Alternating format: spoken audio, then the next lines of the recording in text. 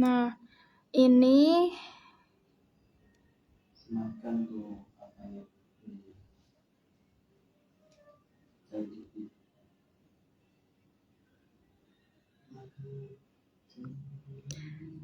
halo Kak Nandin.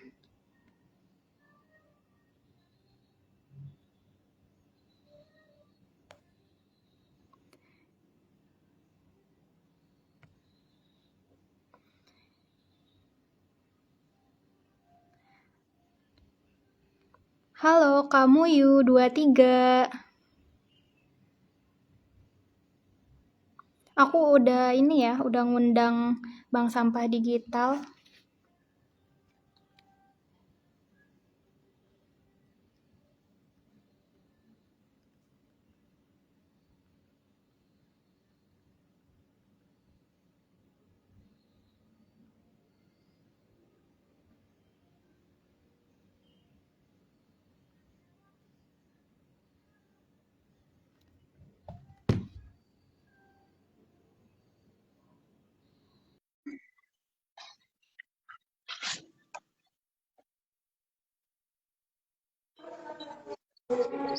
Halo. Halo Ibu Desti. Halo Kak Bella, panggil Desti aja. Manggil ini kali ya, manggil Mbak Desti ya? Mbak, kakak atau apa nih? Teteh. Masa aku manggilnya nama ibu doang? Sorry, ini saya kan masih di kantor ya. Ya. Ini ada speaker di luar, itu terdengar nggak masuk ke dalam? Masuk sih Bu, cuma nggak terlalu kenceng. Masih terdengar suara ibu, masih kenceng. Kencengan suara ibu maksudnya. Oh, oke. Gimana tuh caranya? Oke.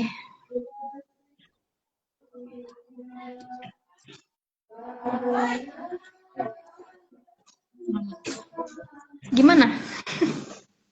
Nggak Ibu, aku tuh belum pernah live IG loh Bu, makanya tiba-tiba jadi host. Ini gimana ya? Iya, jadi ya di samping aku ada nih operatornya yang ngarahin. Oke. Jadi aku kan malu ya.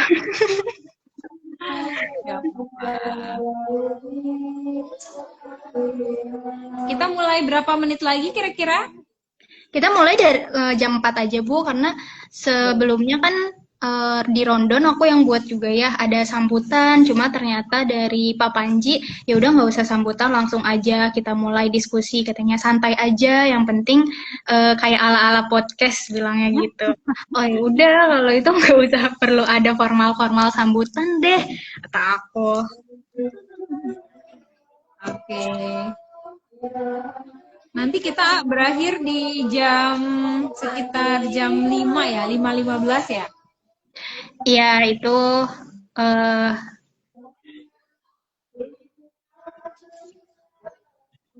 sudah. Oke, terima kasih. Iya Ibu, tapi kalaupun memang khawatir Ibu ada kegiatan dan sebagainya, nggak apa-apa kita diskusinya kita percepat atau kita lihat teman-teman dari audiens aja nih. Kalau misalnya emang masih banyak pertanyaan, tetap kita tampung. Cuma kalau nggak ada, apa-apa gitu. Aman sih, aman. Memang udah di set di kantor, stay sampai sesuai jadwal ya, 5.15. Alhamdulillah, terima kasih ya Ibu ya. Sama-sama. Oke, nih pas banget nih udah jam 4. Aku buka dulu kali ya.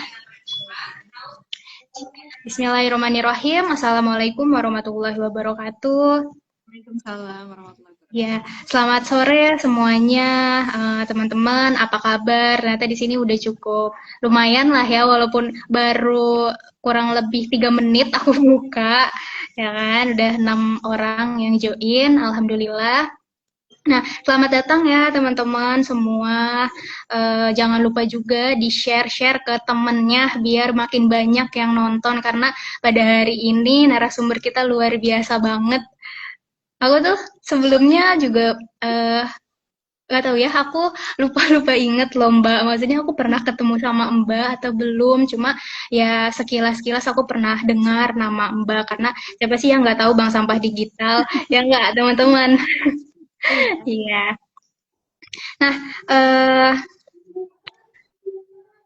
teman-teman aku mau ini dong, yang di ini tulis komentar ya, hadir, terus dari mana aja. Kita pengen tahu ya, Mbak ya, pengen tahu yang join di sini tuh dari mana aja. Siapa tahu dari Bandung mungkin kan, Surabaya atau dari mana, ya kan? Jadi kita pengen tahu nih yang di luar Banten atau memang yang hadir di sini teman-teman dari Banten semua gitu. Jadi kolom komentarnya penuhin ya, teman-teman ya. Wah, Hadirnya dari mana aja. Tuh.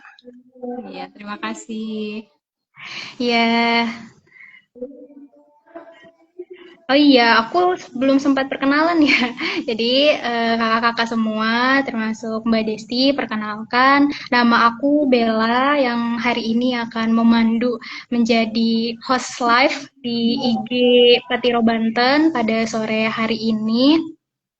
Untuk teman-teman, eh, di sini saya mau ngajak teman-teman nih, yang pertama itu tetap stay tune ya sampai acara akhir, sampai acara selesai karena insya Allah di sini bakal ada banyak insight baru yang kita dapetin dari narasumber hebat kita. Yang kedua, teman-teman juga siapin pertanyaannya, pertanyaan terbaiknya untuk nanti kita bahas bersama. Dan jangan lupa share live terus ya teman-teman biar nambah terus nih yang nonton. Jadi kita bisa berbagi ilmu ke semuanya. Nah, itu ya teman-teman. Uh, untuk diskusi pada hari ini, temanya yaitu terkait kontribusi perempuan dalam pelestarian lingkungan. Nah, itu sangat relevan banget nggak sih teman-teman? Kehidupan kita sehari-hari ya, terkait lingkungan, khususnya pengelolaan sampah, itu kayak melekat banget setiap hari di kita. Kenapa sih tema ini penting gitu? Karena yang pertama memang berawal dari hasil indeks kualitas lingkungan hidup itu dari data Kementerian Lingkungan Hidup dan Kehutanan menunjukkan bahwa di 5 tahun terakhir itu nilainya menurun terus. Nah, itu yang berawal, kok bisa gitu ya? Maksudnya untuk di Banten ini jadi sangat memprihatinkan dan itu menjadi sinyal, itu warning untuk kita semua agar kita memperhatikan bersama. Lalu yang kedua, di tengah tantangan ini, perempuan tuh sebenarnya memiliki peran yang sangat-sangat strategis dalam upaya pelestarian lingkungan yang nantinya akan dibahas lebih jauh oleh narasumber kita. Lalu yang ketiga, uh, ini nih yang sangat-sangat kita nantikan juga informasinya. Ternyata sebenarnya itu ada inovasi menarik yang melibatkan perempuan, salah satunya di bank sampah digital. Nah, khususnya narasumber kita memang yang sudah berkecimpung di situ ya, Mbak Desti, yang nanti akan lebih jauh membahas terkait apa sih bank sampah digital itu. Jadi, bersama dengan Mbak Desti nanti yang memang punya pengalaman di bidangnya, kita akan berdiskusi lebih jauh untuk membahas terkait isu-isu lingkungan, terkhususnya yang ada di Banten. Oh ya, diskusi pada hari ini juga ini terkait salah satu rangkaian atau bagian dari acara yang akan kita laksanakan, Mbak. Jadi dari Patiro Banten dan juga kolaborasi dengan Patiro Jakarta, juga dengan DLH Provinsi, itu merencanakan untuk memperingati Hari Menanam Pohon Indonesia dan Bulan Menanam Pohon Nasional di tahun 2025 dengan tema kolaborasi hijau bergerak bersama industri dan masyarakat menanam untuk Banten Lestari. Nah, sebagian dari acara sampai dengan rangkaiannya itu nanti tanggal 4 Desember 2025 juga ada rangkaian kegiatan perempuan iklim yang beberapa hari lalu itu sudah di-up di IG Patiro Banten. Jadi kita mau cari perempuan-perempuan hebat yang memang fokus di isu iklim, lingkungan, dan lain sebagainya. Mungkin bisa disebut sebagai duta-dutaan nih yang nanti akan kita libatkan pada acara Hari Menanam Nasionalnya. Itu. Jadi sebelum lebih jauh, nah izinkan aku untuk memperkenalkan juga narasumber cantik kita, Masya Allah Ibu. Aku lihat foto ibunya aja, oh, aku kan sebelumnya manggil ibu ya kata aku, masih muda banget nih. Jadi aku, ya deh nanti aku tanya aja Bu Desti mau dipanggil ibu, kakak, mbak, teteh atau apa gitu. Ternyata kan bener aja nih tadi chat, jangan panggil ibu katanya. Ya udah aku panggil mbak aja ya gitu. Jadi ini teman-teman, narasumber kita pada hari ini, kita sangat beruntung ya mendapat narasumber yang memang sangat-sangat concern di bidangnya terkait lingkungan untuk diskusi pada hari ini, sore ini. Jadi di sini yang bersama kita yaitu Mbak Desti Eka Putri. Beliau sebagai CEO Bank Sampah Digital, juga Ketua Majelis Lingkungan Hidup dan Penanggulangan Bencana LLHPB. Ya, benar. Ya. LLHPB Aisyah Kabupaten Serang ya Mbak ya. Nah, dengan pengalaman dan latar belakangnya pasti sudah sangat mendalami ya teman-teman semua di sini narasumber kita pasti pengalamannya sudah luar biasa. Dilihat dari latar belakangnya pun sudah sangat luar biasa. Jadi semoga diskusi hari ini akan berjalan lancar dan memang insya Allah akan ada insight baru yang kita dapatkan. Nah, untuk memulai, aku sih mau ngobrol-ngobrol santai ya sama Mbak Desi gitu. Maksudnya karena yang tadi aku udah bilang, kayaknya aku juga baru pertama kali tegur sapa dan tatap sapa nih walaupun secara online ya Mbak ya.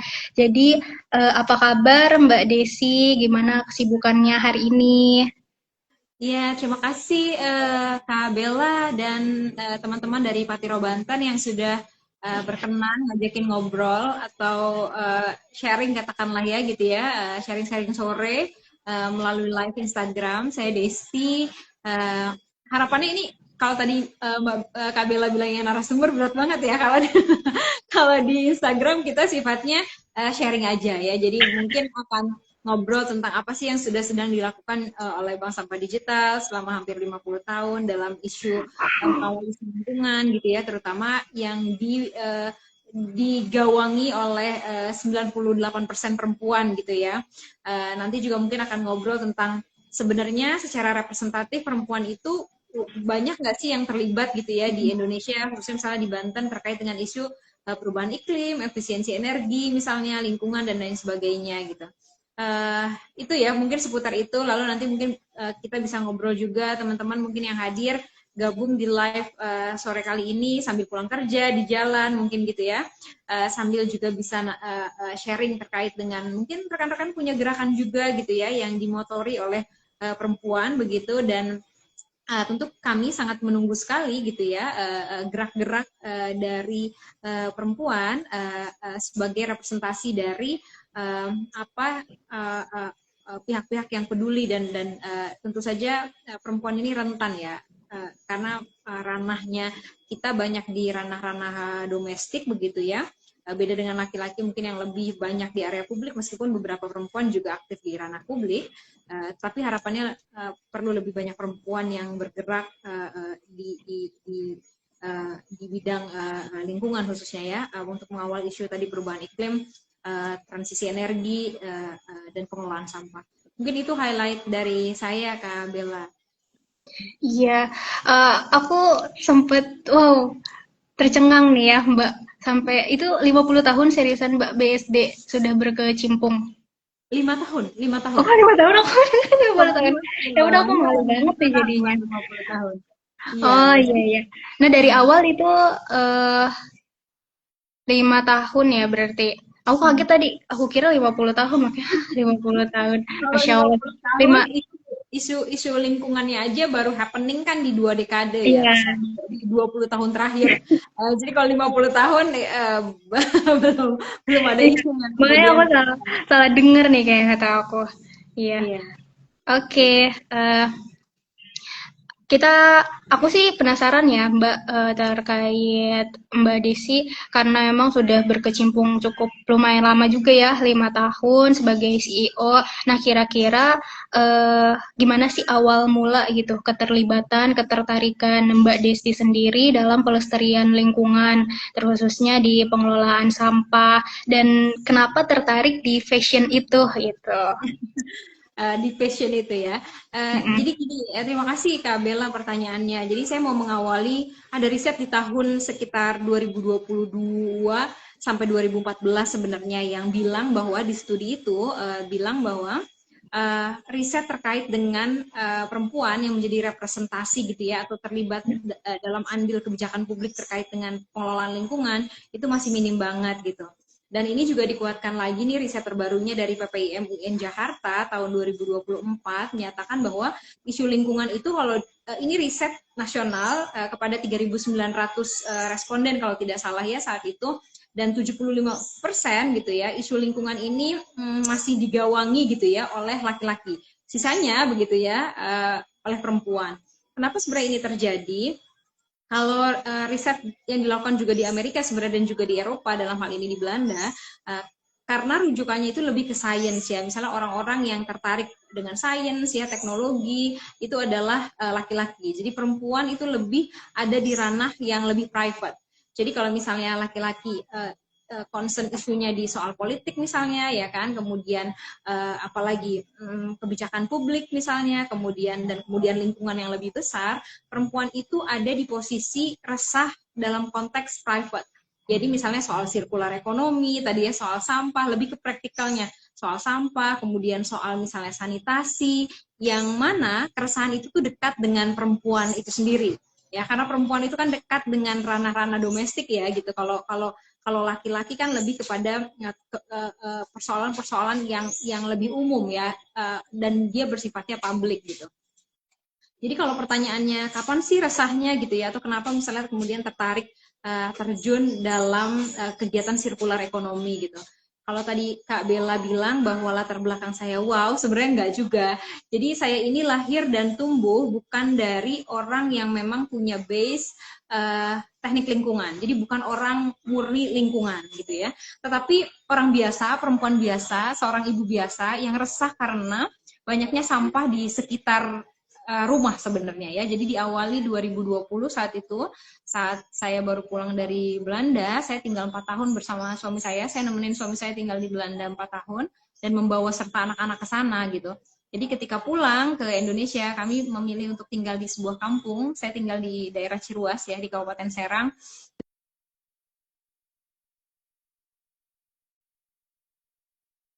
Ya, ke kampung saya itu, kemudian disambut welcoming-nya itu gundukan sampah ya di portalnya itu kayak selamat datang gitu.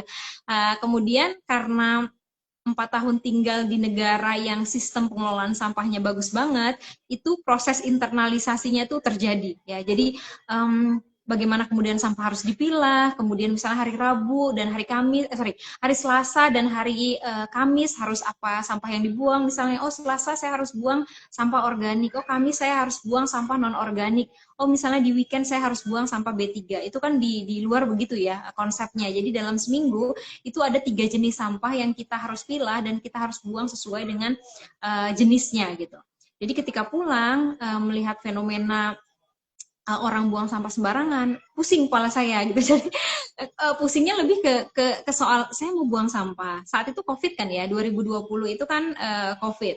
Dan sebagai orang yang orangnya seneng keluar, maksudnya beraktivitas di luar gitu ya, saya merasa bahwa saya butuh sesuatu dan untuk menghasilkan sesuatu. Karena saya orangnya nggak suka demonstrasi, nggak punya jiwa, nggak punya DNA demo di jalanan gitu ya, tapi punya jiwa penggerak, jadi menggerakkan gitu ya, jadi punya DNA itu.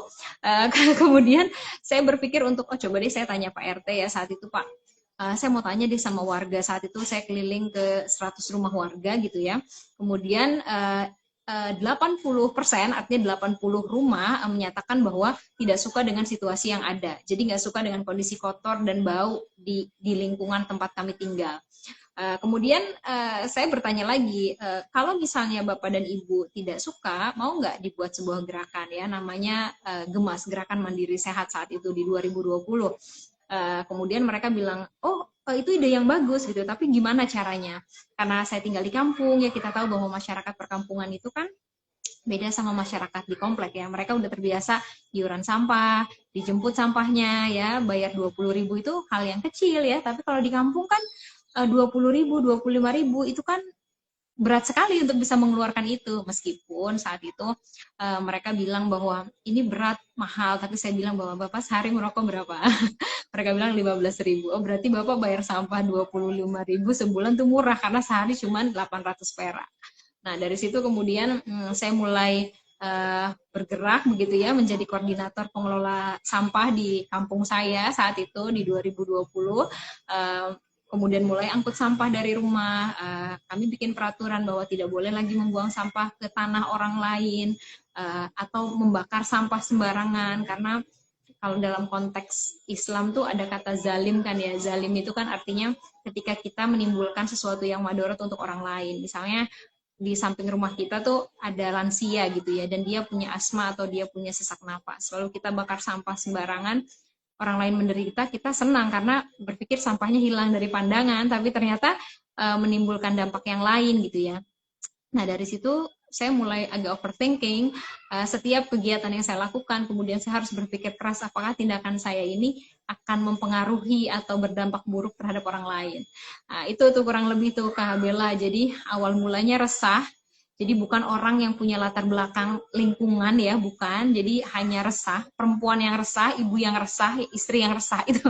Jadi karena kami akan tinggal di tempat itu lama, jadi saya berpikir sebagai seorang ibu, saya perlu lingkungan yang bersih untuk anak saya main gitu ya. Saya juga sebagai perempuan dan istri butuh komunitas yang kalau kita undang teman-teman datang untuk diskusi ke rumah, mereka juga nyaman gitu ya.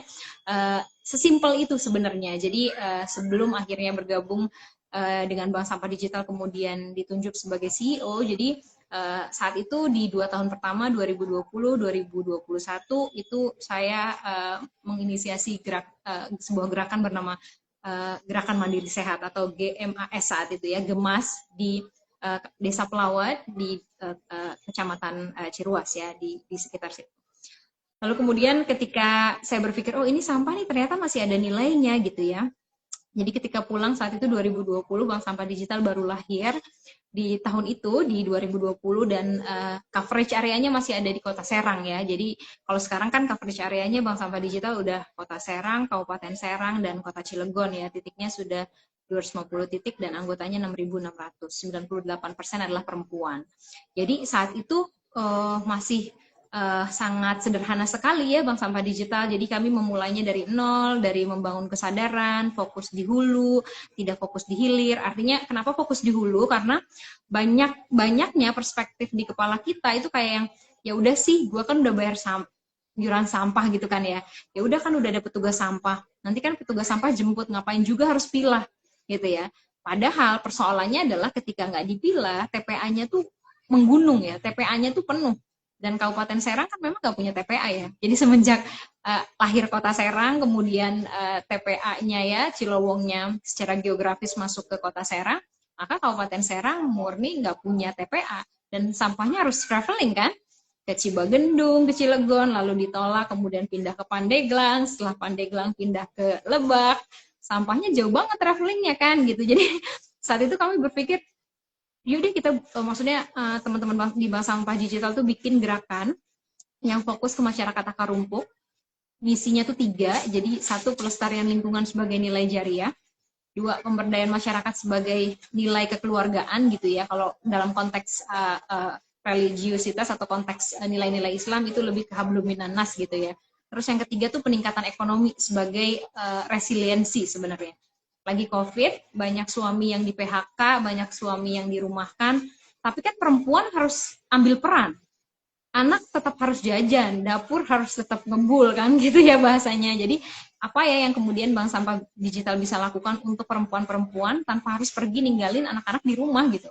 Oh ya udah pilah sampah aja. Misalnya ibu-ibu nih sering pengajian kan. Oh habis pengajian tuh oke, sampahnya dikumpulin gitu. Oh kadang posyandu kan, posyandu ngumpul kan, pasti ada sampah-sampah kan gitu, sampah bekas dia makan di snack box gitu ya, sampah bekas dia minum gitu. Nah, itu dikumpulin gitu. Jadi dibawa pulang lagi kemudian untuk bisa ditimbang. Atau misalnya dia pergi arisan, arisan berkumpul kan, pasti ada jejak sampah kan gitu. Jadi kita lagi ngedorong untuk bisa bahwa kemanapun kita pergi, pastikan bahwa kalau kita mengkonsumsi sebuah produk, please take back. Ambil lagi sampah yang kau hasilkan gitu ya, bawa pulang dan lalu timbang. Dan hasilnya tuh buat buat kembali ke diri kita sendiri. Nah, itu konsep sirkular ekonominya di situ.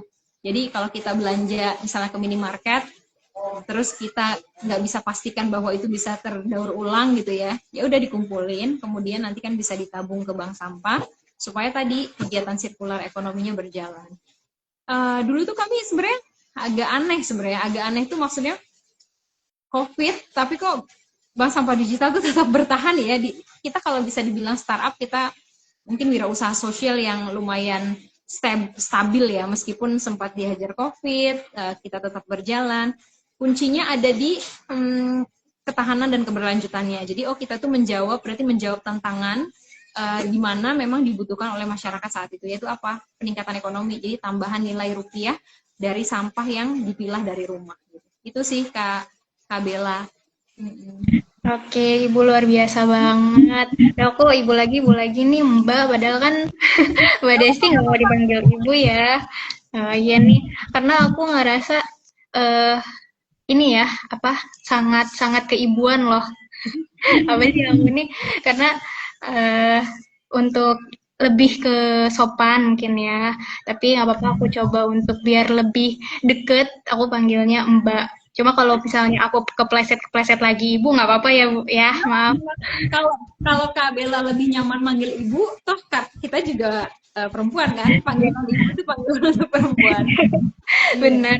Nah, tadi balik lagi ke ini ya, pengalaman Mbak Desti menarik sekali ya ceritanya. Jadi memang kalau di luar negeri karena ada sistemnya kayak gitu ya Mbak ya, mungkin itu dari pemerintahnya atau bagaimana aku juga kurang tahu. Jadi enak nih ada sistematisnya, sedangkan di Indonesia khususnya mungkin Banten sendiri kita lihatlah sampahnya itu di mana-mana. Sampai tadi Mbak Desti bilang pusing ngelihat sampah di mana-mana. Sama sih aku juga, walaupun aku juga masih sebagai pelaku juga ya Mbak ya.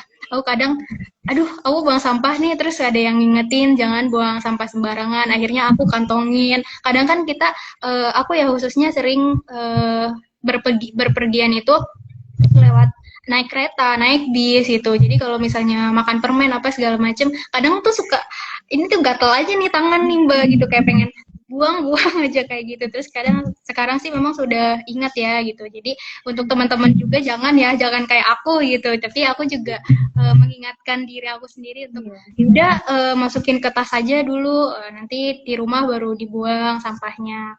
Jangan sampai kita itu tadi itu yang arisan dan lain sebagainya ya Mbak ya, itu kita akhirnya menumpuk sampah itu sendiri. Padahal kan kita juga harusnya melibatkan diri untuk membersihkan atau mengelola sampah itu tadi. Di kolom chat padahal kita ini ya belum dibuka nih sesi tanya jawabnya, Mas sudah nanya aja nih. Kan aku juga masih banyak pengen nanya gitu ke Mbak Desti karena pengalamannya memang sangat-sangat menarik. Nah, kalau tadi kan di-spill ya terkait bank sampah digitalnya udah mulai di-spill nih awal mulanya kayak gimana. Cuma aku pengen tahu juga lebih dalam, lebih jauh itu teknis dan cara kerjanya gimana sih Mbak terkait bank sampah digital itu sendiri. Iya, jadi karena kami itu lahir pada saat yang sedang tidak baik-baik saja ya, lagi pandemi judulnya itu kan tidak baik-baik saja. Sedangkan core kami itu kan pendampingan akar rumput sebenarnya. Jadi kami itu kan datang ke masyarakat ya, lalu mengedukasi terkait dengan mana sih sampah yang bernilai ekonomi, mana sih misalnya yang residual, yang low value. Itu kan harus dekat ya dengan masyarakatnya kan ya. Kemudian saat itu kami berpikir wah ini lagi COVID nih, nggak bisa nih gitu kan kalau lama-lama dampingan. Kemudian kami berpikir bahwa proses digitalisasi itu jadi hal yang penting. ini saya sebelum ke pertanyaannya Mbak Bella ya. Jadi saat itu di 2020-2021 kami coba activate semua teknologi ya, media sosial yang ada, YouTube, Instagram, website, terutama website ya. Website kami itu masih itu jadi salah satu jendela ya buat bank sampah digital agar best practice-nya bisa dilihat oleh banyak orang gitu ya di luar Banten ya dalam hal ini gitu. Kemudian kami juga berpikir bahwa kalau catatannya manual ini itu resiko ya, resikonya lama ya, misalnya karena dampingannya harus cepat, kalau manual itu lama, resiko hilangnya itu ada, resiko tercecernya ada. Akhirnya di 2021 saat itu kami masih sederhana banget tuh, kita pakai spreadsheet deh gitu ya.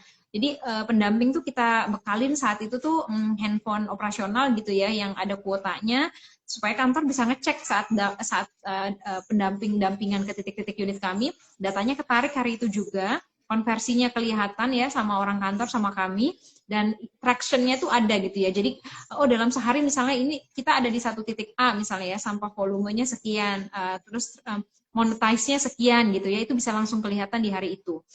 Itu juga untuk mengawal transparansi sebenarnya gitu ya. Kalau manual kan hari gini itu rasanya kurang tidak relevan kalau misalnya data-data menggunakan data-data manual. Walaupun kita untuk catatan nasabahnya, nasabah masyarakat di perdesaan terutama itu senang masih dengan buku tabungan manual, karena mereka kan masih lihat gitu ya, kalau dipaksa harus pakai gadget, harus pakai aplikasi, ntar komplainnya teh nggak ada pulsanya, teh handphonenya nggak ada, emailnya nggak punya, nggak mau nimbang deh, nggak mau milah sampah nih. Nah itu kan lebih berbahaya ya. Jadi dalam konteks ini tuh teknologi tuh harus bisa fleksibel dalam konteks pemberdayaan masyarakat. Jadi nggak boleh memaksakan proses digitalisasi itu berjalan, di mana memang infrastruktur untuk ke proses digitalisasinya masyarakat belum sampai gitu ya, dan belum bisa.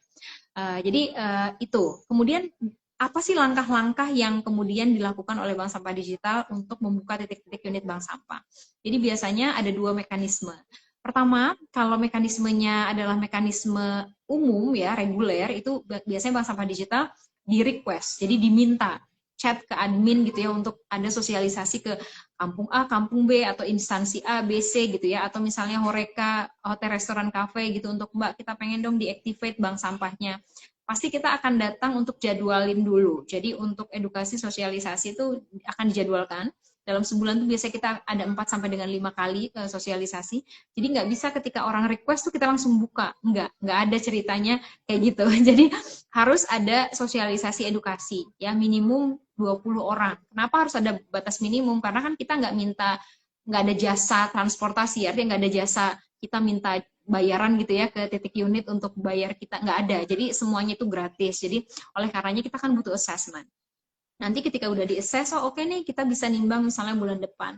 Nanti kita jadwalkan. Jadi di Bank Sampah Digital itu ada grup koordinator yang berisi lebih dari 200 koordinator titik unit di Serang Raya. Di akhir bulan tuh nanti kita jadwalin Kak Bella. Jadi akan buat jadwal di 250 titik unit bank sampah di Serang Raya, lalu disebar di akhir bulan. Supaya mereka tahu bulan depan tuh mereka nimbang hari apa, jam berapa, titiknya di mana, bawa sampah kemana. Nah itu udah fix jadwalnya, nggak boleh diganggu gugat. Jadi kalau misalnya tiba-tiba Kak Bella bilang, Kak Disti datang dong ke tempatku, aku mau nimbang, nggak bisa. Jadi nggak ada yang namanya privilege di sini ya. Jadi semuanya sudah by name by address, sudah dijadwalkan di akhir bulan dan akan didatangi pada titik dan pada jadwal yang sudah ditentukan. Itu pertama. Jadi nanti ketika jadwal udah di-share ke grup besar, nanti koordinator akan share ke unitnya ya, kita menyebutnya bank sampah unit di 250 titik unit tadi. Yang aktif itu ada sekitar 170 Mbak. Yang aktif itu artinya yang nimbangnya tiap bulan. Sisanya itu on and off, kadang misalnya 2 bulan sekali, 3 bulan sekali ya. Nah nanti pendamping H-3, H-2 kontak koordinator lagi, bilang bahwa Bu, kami 3 hari lagi atau 2 hari lagi akan datang, mohon disiapkan sampahnya. Ya, ini reminder yang memang SOP yang dilakukan oleh Bank Sampah Digital untuk memastikan bahwa titik unit siap menimbang. Jangan sampai mereka bilang kitanya siap, ternyata merekanya cancel, kitanya datang, itu nggak boleh kayak gitu tuh. Itu namanya merugikan secara operasional tuh rugi, karena kan harus sudah datang. Ternyata kan tidak ada, padahal tidak ada biaya operasional apapun yang kita minta ya kan. Jadi soal amanah tanggung jawab ini penting buat kami. Nanti katakanlah Mbak Bella nih titiknya di bulan Desember tanggal 5 misalnya ya, lalu kemudian kami datang ke titiknya Mbak Bella, ketemu di meeting point. Meeting point-nya itu boleh rumah koordinator yang punya halaman, boleh pos ronda yang punya lapangan misalnya gitu ya. Tempat di mana orang bisa berkumpul. Nah, nanti anggota bawa sampahnya masing-masing dari rumah. Jadi Mbak Bella tuh nggak usah ngurusin sampah tetangganya nggak usah ngurusin sampah tetangganya lagi. Jadi mind your own business. Jadi sampahmu, tanggung jawabmu ya dibawa ke meeting point tadi, ditimbang, tim nanti akan bawa aplikasi ya untuk dicatat jenis sampahnya apa aja, langsung dikonversi, langsung ketahuan berapa misalnya tabungan Mbak Bella pada saat itu, gitu ya. Pertanyaannya boleh nggak langsung dicairkan? Boleh, tapi pendamping itu enggak diizinkan untuk bawa cash. Jadi pendamping itu tugasnya hanya mendampingi. Yang bisa mencairkan adalah finance. Jadi Mbak harus request pencairan ya ke pendamping. Nanti kami transfer ke dompet digital. ShopeePay, GoPay, ya, Dana, transfer ya. Kita cashless ya, karena kita menghindari transaksi. Kecuali memang kita dampingan ke sebuah kampung di pedalaman misalnya, mereka nggak punya ATM, nggak punya dompet digital, mereka akan request dan kita bawakan pada saat penimbangan. Itu. Jadi tadi ya nanti dijadwalkan, setelah dijadwalkan kemudian tim akan konfirmasi kedatangan, kemudian tim akan datang ke titik unit untuk mendampingi sambil mengedukasi ulang. Misalnya, Ibu ini kardusnya basah, jadi belum bisa ditimbang. Karena kalau basah itu volumenya naik, sedangkan nanti pada saat di gudang misalnya kering, pas ditimbang ulang, kering kan susut ya, susut kan berarti misalnya kerugian ada di kami nanti, nah itu nggak bisa. Jadi ada SOP yang unit harus tahu, jenis sampahnya apa, jenis pilahnya gimana, cara packingnya gimana, nah itu diajarkan pada saat sosialisasi edukasi pertama kali. Gitu. Jadi itu flow-nya. Nanti setelah pendamping tadi datang gitu ya, nimbang, masukin data ke app, kemudian tim penjemput datang, mobil datang, jemput, ambil sampahnya, kemudian bawa ke gudangnya Bank Sampah Digital. Kemudian untuk jenis yang kertas, kita bermitra dengan industri untuk langsung dipulp ya, dilebur kembali untuk didaur ulang. Untuk yang plastik kita kerjasama dengan sister company sebuah perusahaan plastik ya di sini di Cilegon dan lain-lain, kita juga ada vendor dan itu didistribusikan. Sementara ini Bank Sampah Digital hanya di proses pemilahan saja ya, pressing. Jadi ada mesin press di gudang kami, ada mesin cacah juga di gudang kami meskipun sedang direhatkan mesin cacahnya. Jadi sekarang yang berfungsi hanya mesin press saja untuk ngepres botol dan ngepres kertas ya, juga plastik. Itu kurang lebih Kak Bella yang dijalankan oleh Bank Sampah Digital.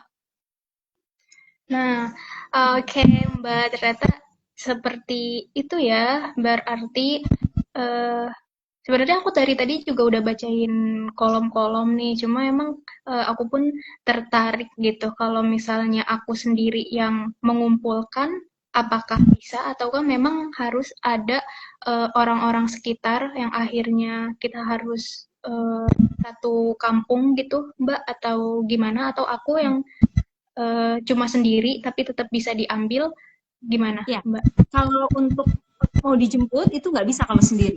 Tapi kalau sendiri boleh datang drop point ke gudang kami atau ke kantor kami. Jadi sejauh ini juga ada nasabah personal namanya. Jadi dia yang ngerasa, aduh gue nggak, effortnya masih belum nih gitu ya, tapi mau mulai dulu dari diri sendiri gitu ya, dan mau nabung aja personal, boleh apa enggak? Jawabannya boleh. Ada yang nabungnya buat nonton konser, beli tiket, ada anak-anak muda. Jadi dia nabung buat nonton misalnya konser apa, terus dia nabung. Ada anak-anak kos, ada personal, dia datang ke kantor, terus dia tiap bulan tuh kayak setor, terus tabungannya disimpan gitu ya, untuk satu tujuan tertentu itu ada. Jadi biasanya mereka datang ke sini Kak, ke kantor. Kantor kami kan di Ciracas ya, jadi mereka datang gitu ya, terus mereka nimbang, kami timbang sampah mereka, biasanya mereka masuk ke tabungan. Jadi kalau untuk yang personal, memang kita belum bisa jemput, kecuali yang personalnya adalah personal minyak jelantah. Ya, kita kan provide juga minyak jelantah. Misalnya jelantahnya ada lebih dari 50 kilo gitu ya, dan dia masuk ke keagenannya Bank Sampah Digital. Itu baru bisa di pick up. Selama radiusnya ada di titik antara titik-titik unit kami. Misalnya mbaknya di Cijawa, gudang kami kan di Cikulur ya, kantor di Ciracas misalnya. Oh, ada dampingan. Nah, itu kan melewati tuh. Kalau melewati itu memungkinkan. Tapi kalau misalnya sampahnya hanya setengah kilo ya, terus misalnya 1 kilo misalnya, itu belum bisa kita jemput. Kalau personal ya. Tapi kalau kelompok, meskipun nimbangnya sekilo, setengah kilo, tapi karena dia kelompok kan, misalnya 20 orang gitu ya, 30 orang, tetap kita bisa datangi ke titik-titiknya. Jadi, atau misalnya Mbak Bella mau buka di rumah, enggak, tapi di kampus misalnya, kita mau dong UKM kampus, kan suka cari fundraising ya, gitu kan, selain nyebar proposal, ya udah fundraisingnya tuh sedekah sampah aja, misalnya ada event, mau ada charity gitu ya, atau sedekah untuk yatim duafa misalnya gitu kan, mau Ramadan misalnya, ya udah UKM-nya tinggal bikin flyer aja, misalnya untuk kampus misalnya sedekah sampah untuk apa, nanti datang aja ke bank sampah digital, nanti kami konversi. Nah itu kemudian pendanaan itu kan bisa digunakan untuk tadi ya kebaikan atau kegiatan-kegiatan yang ada di kampus sebenarnya. Kan kalau orang minta cash kadang susah ya, tapi kalau misal sampah masa nggak dikasih sih gitu kan, misalnya kayak lo punya jelantah gak di rumah, iya nih kita ada event nih misalnya mau ada santunan anak yatim misalnya, pasti very welcome kan, maksudnya kayak ya udah dibawa aja gitu kan sampah gitu. Tapi kalau cash kan kadang nggak semudah itu untuk bisa share ya gitu, mungkin karena kebutuhan dan lain sebagainya. Itu kurang lebih Kak Bella.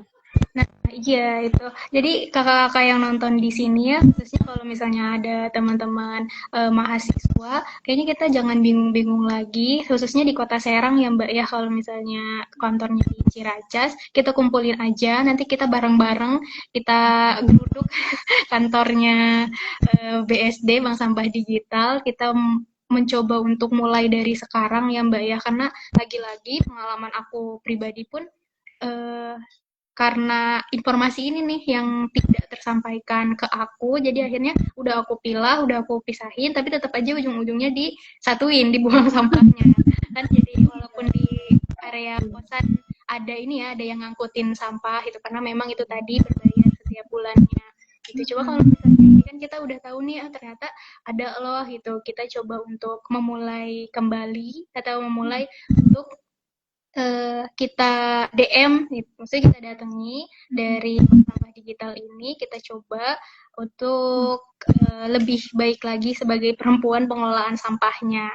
Nah, aku udah baca-baca yang di grup, yang di chat ini dari khadi.co.id. Sebenarnya paling atasnya ada, cuma aku juga tertarik nih sama pertanyaan dia, Bu. Kalau mau join pendamping, gimana caranya Mbak Desti? Dan boleh nggak apabila dari luar daerah Kabupaten Serang? Gitu. Boleh, justru lagi dibuka kan kalau tidak salah di beberapa waktu yang lalu tuh adminnya tim medsosnya BSD tuh lagi nge-share tuh internship. Jadi kita lagi cari yang di daerah kota Cilegon, kota Serang dan Kabupaten Serang untuk pendamping di titik-titik unit di sana. Coba deh dicek. Jadi kalau misalnya tertarik bisa coba submit atau daftar. Nanti kita akan ada wawancara. Itu. Jadi kalau bisa apa enggak boleh, bisa.